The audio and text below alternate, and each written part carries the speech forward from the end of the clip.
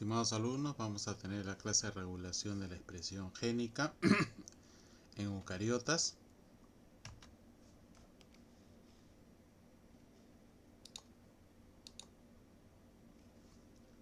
Bien, tenemos 4 mecanismos de regulación. Regulación negativa intergénica a nivel del ADN, regulación positiva intergénica a nivel del ADN, regulación por metilación intragénica y una regulación por condensación a nivel del ADN. La regulación negativa viene realmente del mecanismo de regulación de procariotas, básicamente en bacterias, el famoso operón LAC, derivado de su nombre de la degradación de la lactosa. Aquí realmente lo que tenemos es que un gen produce una proteína que va a actuar, ¿no?, que tiene mucha afinidad sobre la zona operadora. Esta proteína hace meramente que la RNA polimerasa no pueda transcribir la región codificadora y de esa forma inactiva el gen. Ahí tenemos algunos ejemplos, ¿no? Tenemos el gen, la regulación. Este gen me va a producir me va a producir una proteína. Esta proteína va a tener afinidad por la región operadora, ¿no?, por la región operadora de este gen, de tal modo que la RNA polimerasa que reconoce el promotor no puede sintetizar un ARN y por lo tanto una proteína a partir de este gen, ¿no? Está inhibido. ¿Ok? Entonces, también esta proteína, ¿no?, esta proteína reguladora, cuando hay la presencia, en este caso de lactosa, lo que hace es liberarse del operador y la RNA polimerasa sintetiza el RNA mensajero, ¿no? Esa es una regulación de tipo negativa. La regulación positiva, ¿no? Acá la región reguladora de este gen presenta una región que no tiene afinidad con la proteína. Es un represor inactivo, ¿no?, codificada por la región reguladora de otro gen. Al no unirse al represor, el RNA polimerasa transcribe, ¿no? El ejemplo más conocido es el operón triptofano, ¿no?, en bacterias. Miren ustedes, tiene acá el promotor libre, ¿no? La proteína reguladora no sintetiza nada, pero cuando se une, ¿no?, en este caso el triptofano, esta se une al operador y la RNA polimerasa es bloqueada, ¿no? Esta forma de regulación se conoce como regulación positiva. Bien, la regulación por metilación es otra forma, ¿no?, de regular la transcripción. ¿Qué es lo que sucede acá? Las metilasas, ¿no?, que son unas enzimas, actúan sobre la citosina y le agregan un grupo metilo, volviéndola una metilcitosina. Esta metilación lo que va a hacer es alterar las cargas entre las proteínas y el ADN. ¿Ya? Lo interesante de la metilación es de que cada vez que se replica el material genético, también se replica estas citosinas metiladas, es decir, se heredan, ¿no? Una célula al dividirse va a también transmitir la información de qué genes, ¿no?, van a estar inhibidos gracias a esta metilación, ¿no? Ahí tenemos un ejemplo, ¿no? La citosina se metila, se produce la replicación del ADN y cada cadena parental de ADN, ¿no?, le va a pasar la información de la citosina metilada también a las cadenas de ADN hijas, ¿no? Es decir, que este proceso se va pasando de célula a célula, ¿no?, un mecanismo heredable. La otra forma de regulación es la regulación por condensación, ¿no? Es una forma de controlar, ¿no?, la transcripción de un gen, ¿no?, donde hay zonas del ADN que están sumamente compactadas y por lo tanto no transcriben, ¿no? Recuerden que el ADN dentro del núcleo, ¿no?, está compactado, ¿no?, miles de veces. Ahí vemos nosotros cómo va reduciéndose, ¿no?, se va plegando sobre sí mismo incluso, ¿no?, formando estructuras o superestructuras que finalmente ¿no? Se condensan en un cromosoma durante la división celular. Pero hay zonas que se quedan, prácticamente se quedan pues inactivas porque están sumamente plegadas, gracias también a la ayuda de unas proteínas llamadas proteínas histónicas, ¿no?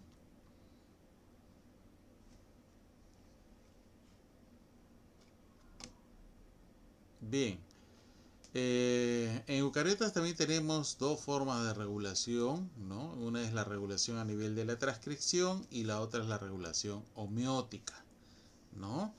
Esta regulación, sobre todo la homeótica, se encuentra mucho conservada evolutivamente en organismos invertebrados como vertebrados, como vamos a ver dentro de un momento, ¿no?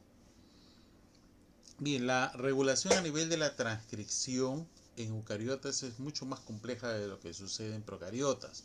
Ahí tenemos no solo vamos a tener regiones tata, regiones altamente repetitivas, tenemos proteínas que son promotores, tenemos activadores, represores, ¿no? Enhancer que le llaman también, ¿no?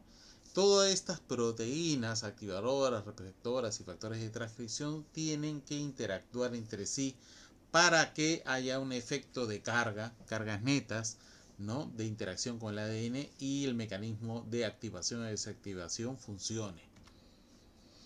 Bastante complejo, ahí vemos ustedes, si ustedes observan, esta es la región que va a codificar, pero todo eso previamente se va a unir a un promotor, la RNA polimerasa, acá hay proteínas activadoras, ¿no? Enhancer, y el ADN se pliega a estas zonas, ¿no? Esas zonas altamente repetitivas que no codifican nada son útiles en este proceso de regulación. Entonces, tengo que ser un conjunto realmente de mecanismos que van a actuar a la vez, ¿no? Bien, Drosophila el invertebrado más estudiado, realmente es el animal modelo más estudiado. Y una de las cosas que siempre llamaba la atención era el proceso durante el desarrollo embrionario, ese mecanismo en el cual pasamos, ¿no? De una estructura que no tiene divisiones a una estructura que comienza a metamerizarse, ¿no? Comienza a formar eh, estas divisiones que se pueden observar, van dividiéndose el cuerpo, incluso pues ya podemos observar la cabeza y la cola, ¿no? Ese mecanismo de ir de lo más simple a lo más complejo siempre llamó la atención al tema de la biología, ¿no? Hasta que no aparecieron realmente los estudios moleculares, no se comprendía solamente a un nivel anatómico. Igual pasa en el desarrollo embrionario, por ejemplo en el pesebre ustedes van a ver, ¿no? El desarrollo embrionario va desde lo más simple hacia lo más complejo, ¿no? Bien, ¿qué mecanismos regulan esto? Bueno, los genes homeóticos, ¿no? Estos genes producen factores de transcripción y estos factores de transcripción van a actuar sobre la expresión de otros genes que a su vez van a producir otros factores de transcripción. Eso se conoce como efecto de cascada molecular, ¿no?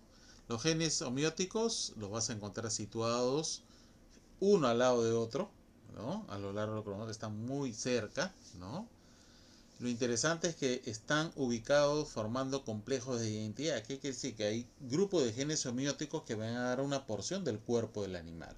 Hay genes homeóticos que determinan la estructura de la cabeza, otros determinan la estructura del tórax, otros del abdomen, otros de las extremidades, ¿no? Entonces vamos a tener meramente esos complejos de identidad que son bastante interesantes en el tema de genes homeóticos, ¿no? Otro aspecto interesante es que mutaciones en los genes homeóticos, ¿no? Recordemos que los genes homeóticos se activan durante el desarrollo embrionario, le dan toda estructura corporal al organismo y luego se inactivan. ¿Okay? No debe haber genes homeóticos actuando. Cuando se producen alteraciones de ellos, pues tenemos algunos efectos que lo vamos a ver positivos y en algunos casos negativos, ¿no? Otro aspecto es que los genes homeóticos producen proteínas llamadas factores de transcripción u homoproteínas. Estos factores de transcripción actúan sobre las zonas reguladoras de los homeobox de los genes homeóticos. ¿Okay? O sea, un gen actúa, su factor de transcripción o proteína específica va a actuar sobre las zonas reguladoras de otros genes, ¿no?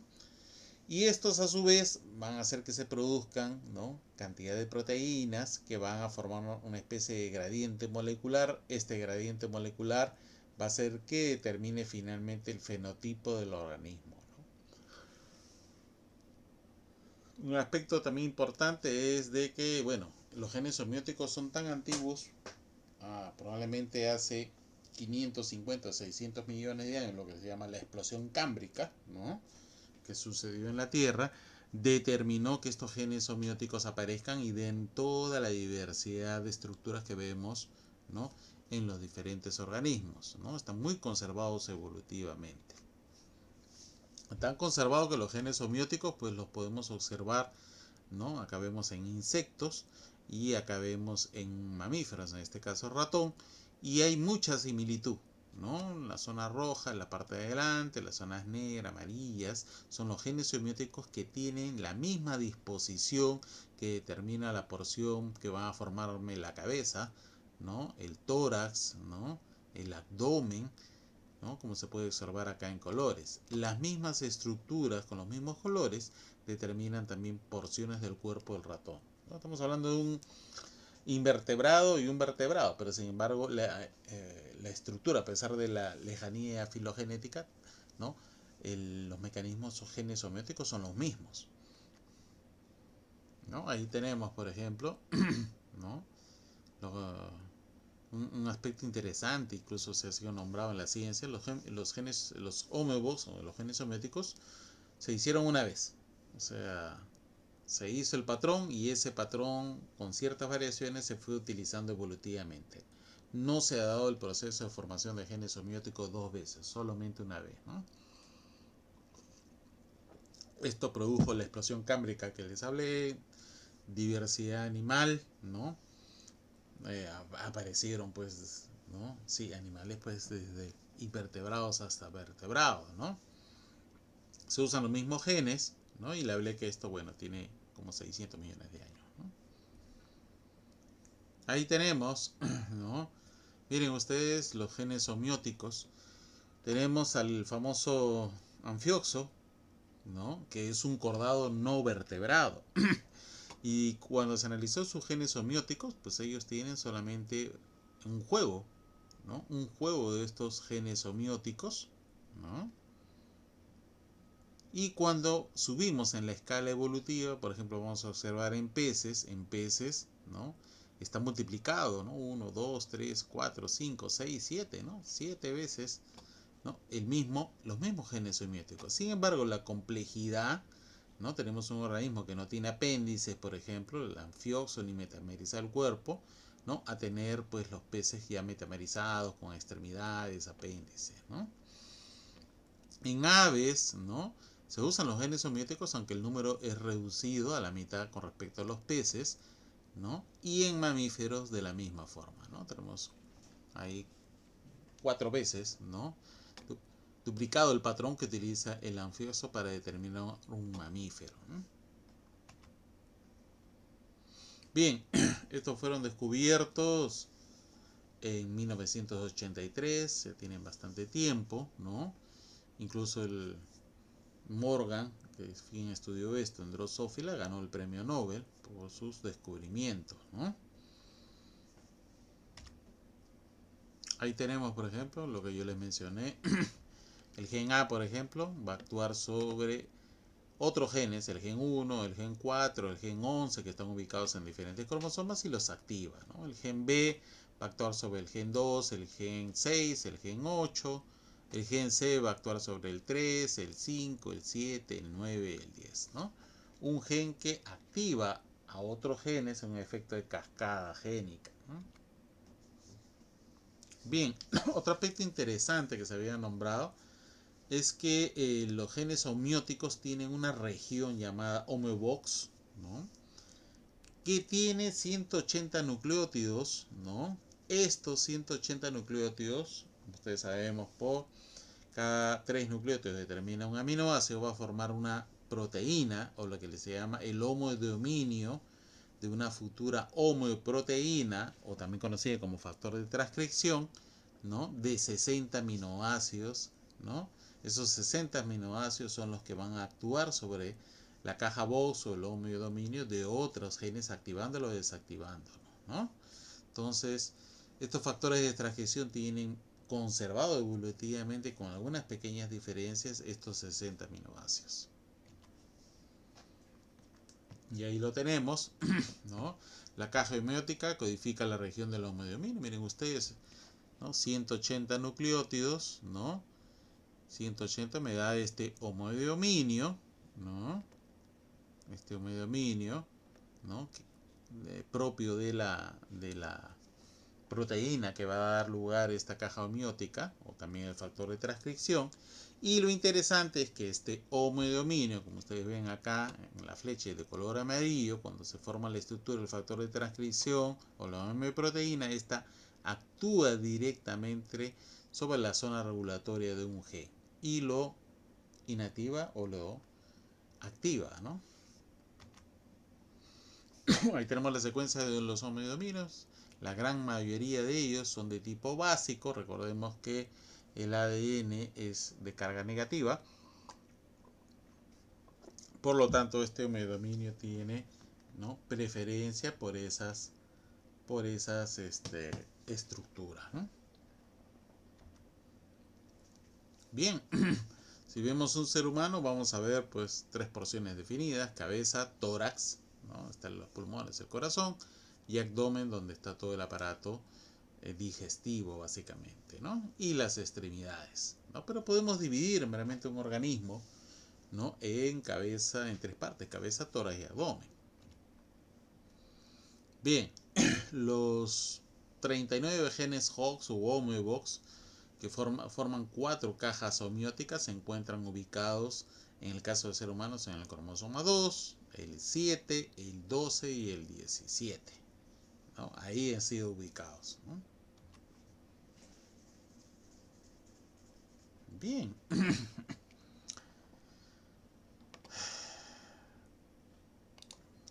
Bien, cuando nosotros observamos cómo estos genes homeóticos determinan el patrón corporal de un organismo, basándonos básicamente primero en organismos invertebrados, como el caso de la mosca drosófila, hasta llegar a organismos superiores, vertebrados, peces, anfibios, reptiles y mamíferos. Más o menos lo que vamos a ver ahora es lo que sucede, ¿no?, cuando estos genes homeóticos actúan siendo los mismos para determinar los patrones corporales, ¿no? Ahí vemos por colores, ¿no?, desde el azul, el verde, el amarillo, naranja, ¿no?, rojo, pasando hasta el color morado. Son los mismos genes que determinan los diferentes patrones en vertebrados como los peces, ¿no?, o los anfibios y reptiles, o las aves, ¿no?, o las aves, o los mamíferos, en los cuales estamos incluidos nosotros, ¿no? Son los mismos genes homeóticos que determinan los mismos patrones corporales, a pesar de la diversidad que existe, ¿no?, entre los organismos, diferentes organismos de invertebrados, ¿no?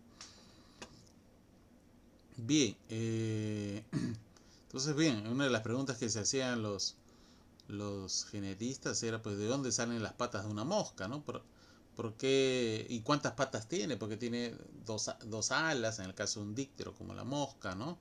Porque tiene 6 patas, etcétera. ¿Sí? Fueron preguntas seguramente que fueron resueltas con este tema de los genes homeóticos. Bien, si nosotros observamos, ¿no? Ustedes ven la cabeza, ¿no?, de un color verde, acá está, ¿no? Y lo que viene a ser la parte bucal, ¿no?, media mostaza, medio color mostaza. Ahí está determinado en la parte la posición de lo que vendría a formar en la mosca, ¿no? Lo morado, lo azul, ya viene a formar las primer par de patas, ¿no? Lo verde, ¿no?, me forma la estructura del abdomen, ¿no? Lo que está de color medio naranja determina el segundo par de patas, el verde, ¿no? Parte del abdomen, ¿no? En fin. Entonces, estos genes semióticos tienen una ubicación lineal uno detrás de otra, ¿no? Cabeza, tórax y abdomen. Ahí lo tenemos a más detalle, ¿no? Donde ustedes van a poder observar, pues, ¿no? Que los mismos genes somióticos que determinan la cabeza, el tórax y el abdomen también juegan un rol importante en el desarrollo embrionario, ¿no? De mamíferos. Los mismos genes somióticos, la misma ubicación y determinan diferentes porciones del cuerpo igual que en la mosca, ¿no? Bien, las mutaciones en los genes somióticos realmente lo que produce son alteraciones, ¿no? En la identidad de un segmento o porción. Una mutación puede tener un efecto muy grande, ¿no?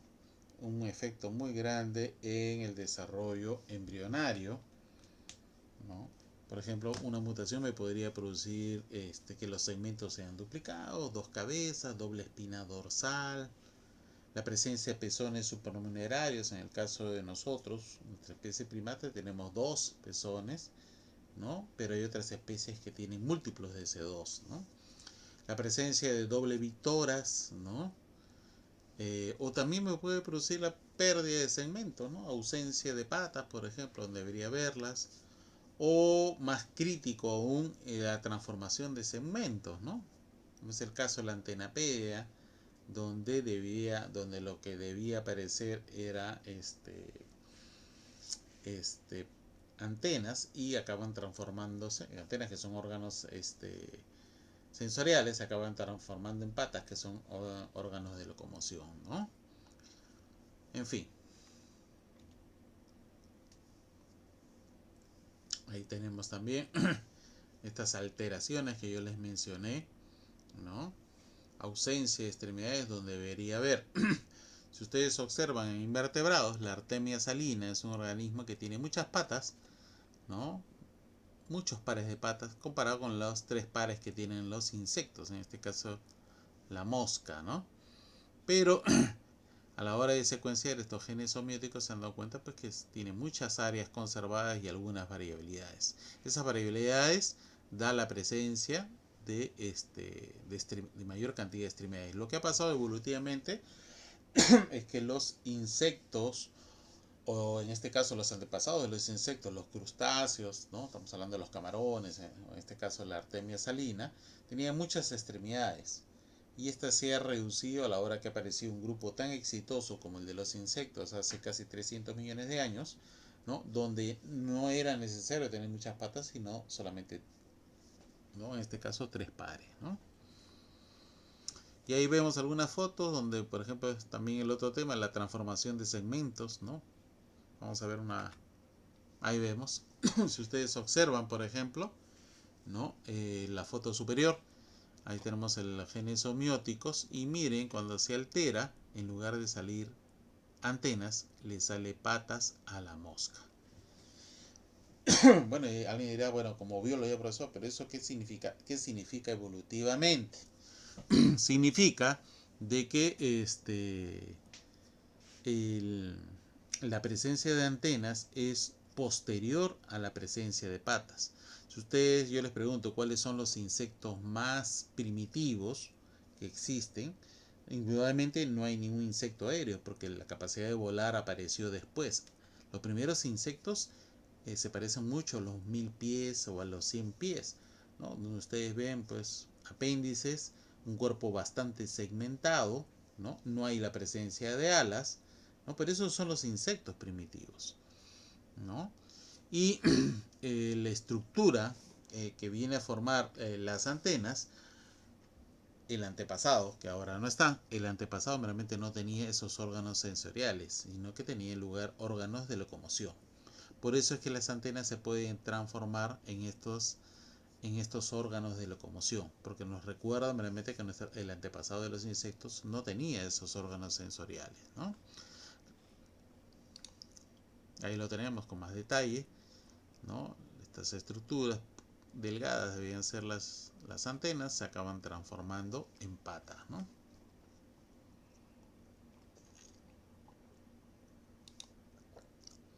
Bien, ahí es lo que yo les mencionaba. Hay otro, perdón, hay otra mutación, bitórax, ¿no? Recuerden ustedes que los dípteros tienen dos alas y dos alas vestigiales, o los halterios, ¿no? Bueno, cuando se produce una alteración de estos genes homeóticos en esta porción de acá, tenemos un individuo que tiene ahora ya no dos alas, sino cuatro, ¿no? Cuatro alas. Eso también nos hace recordar que los primeros insectos voladores, los más antiguos, es el grupo Donata, o simplemente las libélulas, quienes tienen, si ustedes pueden ver los fósiles, ¿no? Más antiguos, tienen cuatro alas. Eso nos hace acordar también que los insectos evolucionan, en el caso de los dípteros, de tener cuatro alas a tener dos, ¿no? Y ahí los tenemos. Miren ustedes, los Tisanura, por ejemplo, no tienen alas, ¿no? Luego han ido apareciendo, ¿no? El grupo Donata, ¿no? Han ido apareciendo otros grupos. Bueno, ahí están los hemíteros, que son mayormente terrestres, pero los voladores son más recientes, ¿no? Las avispas, las abejas, ¿no? Bueno, acá no está la foto, los escarabajos, ¿no? Pero tenemos a las mariposas y quizás el grupo más exitoso, las dípteras, ¿no? Evolutivamente han ido desarrollando, ¿no? Menos extremidades, han ido disminuyendo el número de alas y hasta volverse un grupo que tiene pues el cuerpo dividido en tres segmentos: cabeza, tórax y abdomen, tres juegos de patas o tres pares de patas y un juego de alas, ¿no? Bien, y en vertebrados, por hablar de humanos, el tema también va por ahí, ¿no? Ahí tienen ustedes un niño que tiene la presencia de, ¿no? Muy parecida a lo que es el Victoras en Drosophila, ¿no? La presencia de extremidades supla, ¿no? Lo que hace interesante el poder estudiar alguna de estos tipos de enfermedades críticas, ¿no? A veces los órganos también se transforman. Miren ustedes, lo que está de color rojo, en lugar de salir patas, se han transformado en ojos, ¿no? Los genes homeóticos bastante extremos, ¿no? Cuando se alteran, ¿no? Ahí vemos, por ejemplo, una pata con un ojo, ¿no? Se ha activado ese gen donde no debería estar activado, ¿no? Durante el desarrollo embrionario, y acaba desarrollando ojos en las patas, ¿no? Esto lo mencioné. Ajá. Miren ustedes, un milpiés, un ratón y una mosca, ¿no? Tienen los mismos genes homeóticos, como ustedes pueden observar ahí, ordenados, ¿no? De cabeza, tórax y abdomen, ¿ya?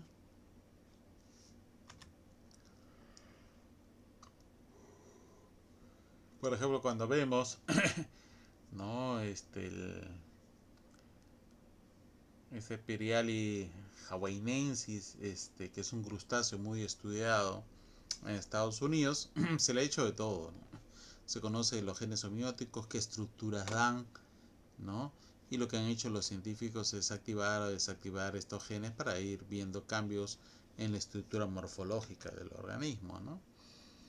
Si yo, por ejemplo, activo esto, hago que, ¿no?, algunos segmentos se transformen en otros que no debería tener el organismo, ¿no? Bien, un punto que es bastante interesante es que los genes homeóticos también permitieron esos saltos evolutivos. El salto evolutivo biológico más eh, estudiado es el cómo pasaron los organismos de ser acuáticos a ser terrestres, ¿no? Cómo pasó un pez que tiene aletas a convertirse en un tetrápoda, ¿no? Donde tiene patas que levantan el cuerpo y que puede moverse en la tierra. Ese salto evolutivo probablemente ha sido la acción de este Homebox, este host D13, y bueno, lo han hecho, lo estudiado. Ahí abajo tenemos pez cebra, por ejemplo, Pez cebra tiene aletas al lado izquierdo, y cuando alteran este genes homeóticos, las aletas se comienzan a formar como una especie de pata o de mano, ¿no? Entonces, lo que se presume es de que el pasar los organismos de ser acuáticos a terrestres fue un salto evolutivo grande, ¿no? Muy severo, realmente, para poder desarrollar de aletas a patas, ¿no? Ahí les mostré otra vez el Parallel hawaiiensis, ¿no? Lo que ustedes tienen ahí y la forma en que van cambiando la estructura, le pueden agregar patas, le quitan, ¿no? Le producen otro abdomen, etcétera, ¿no? Van jugando meramente con estos genes para ir determinando otras estructuras. Esta plantita que es muy conocida, ¿no? Arabidopsis thaliana. Y bueno, lo que han estudiado acá es la estructura de la flor. No olvidemos que las flores tienen 4 estructuras bien definidas, ¿no? Pistilo, estambres, pétalos y sépalos, ¿no? Es un juego de estructura de 4. Ok.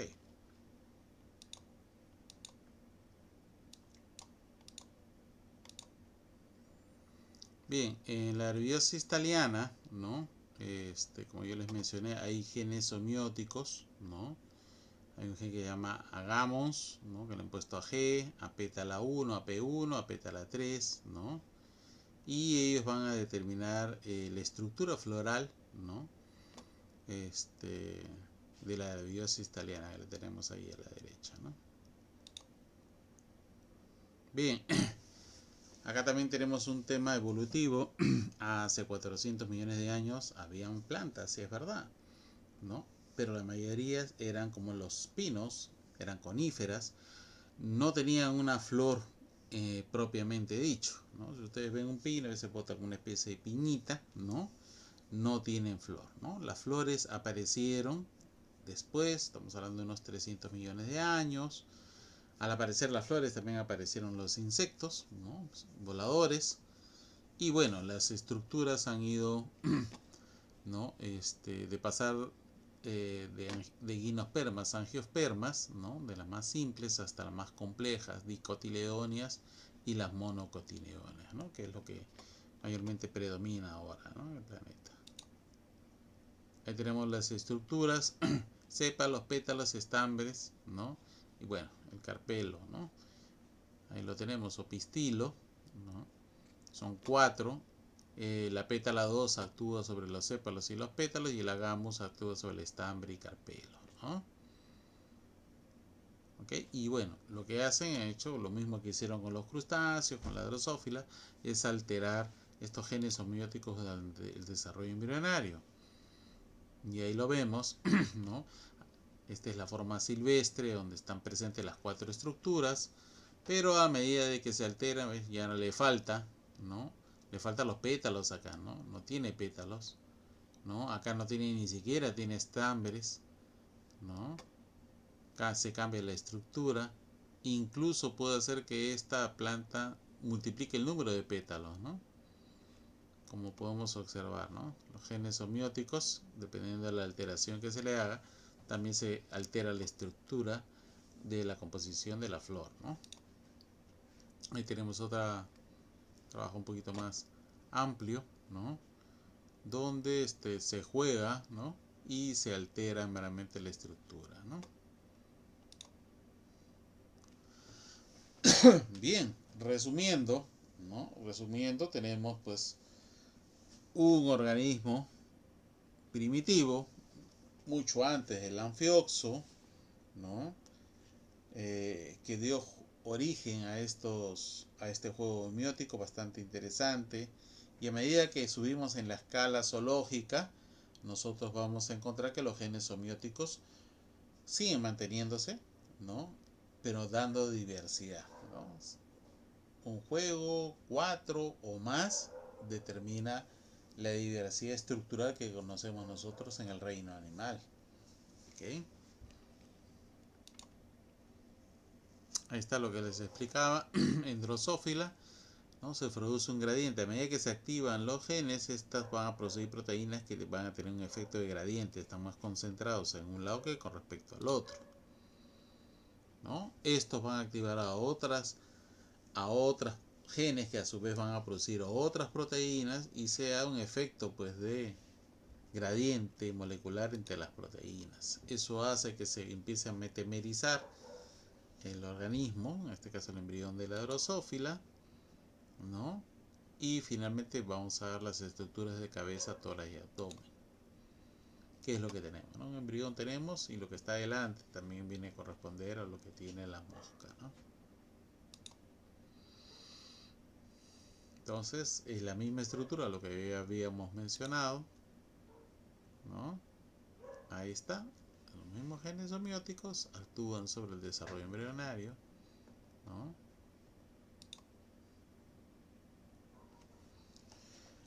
Y bueno, hay algunas cositas bastante interesantes. Los genes somióticos, por ejemplo, tienen ustedes los grupos de los anátidos, todo lo que son gansos, patos, y las aves domésticas en sí, donde están pues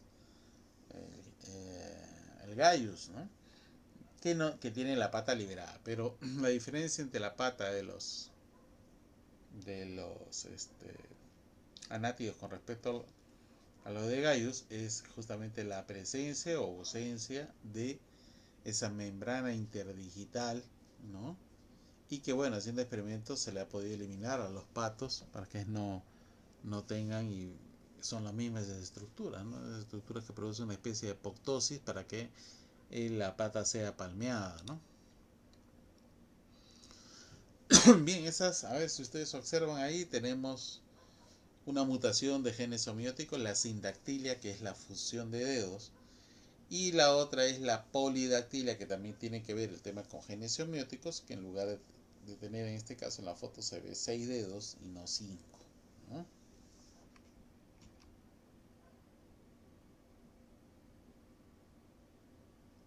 Bien, entonces esos 39 genes somióticos que se mencionó está ordenado en 4 grupos cromosómicos.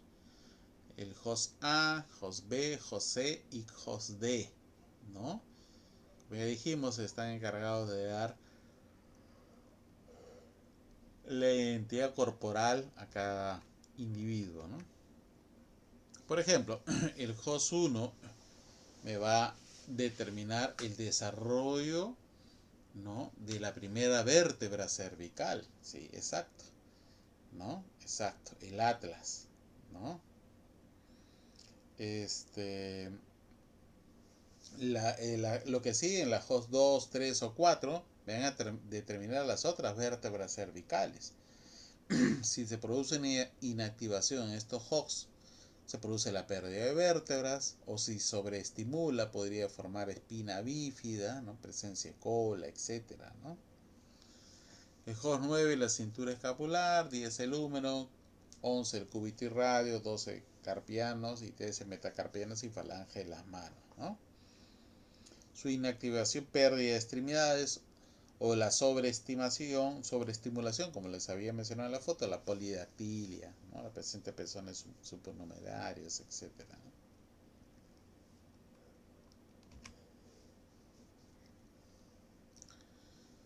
Ahí tenemos otros HOX que determinan, pues, ya incluso porciones del cerebro, determinan del corazón, ¿no?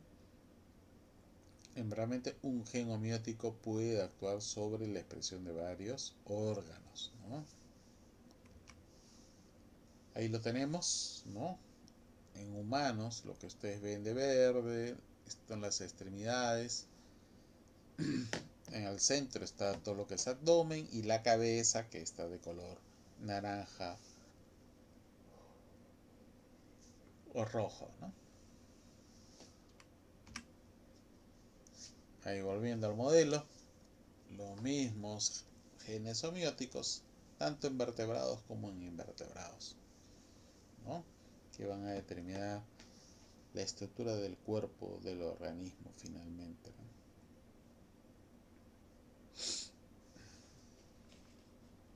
Bien, Ahí tenemos lo que habíamos reseñado al inicio, ¿no? Invertebrados y vertebrados tienen el mismo mecanismo de genes homeóticos. Bien, en forma de resumen, ¿no? El citoplasma del cigote no es homogéneo, contiene gradientes de RNA y proteínas, ya saben, hay una difusión de parte de los genes homeóticos. En cuanto a sus proteínas, hay una difusión a lo largo del embrión, ¿no? Hay una particular mezcla de cadenas de RNA, ¿no? y proteínas. Y bien, esta mezcla actúa sobre los genes de los núcleos, sí, efectivamente, de todas las células embrionarias, ¿no? Los cuales van a producir factores de transcripción que van a actuar sobre la expresión de otros genes, ¿no? Estos factores de transcripción homoproteínas, como ya les dije, actúan sobre otros genes. Y bueno, la construcción de organismos de miles de células diferenciadas debe estar localizadas correctamente y en el momento preciso. Hay una cosa de espacio-tiempo acá, importante, ¿no?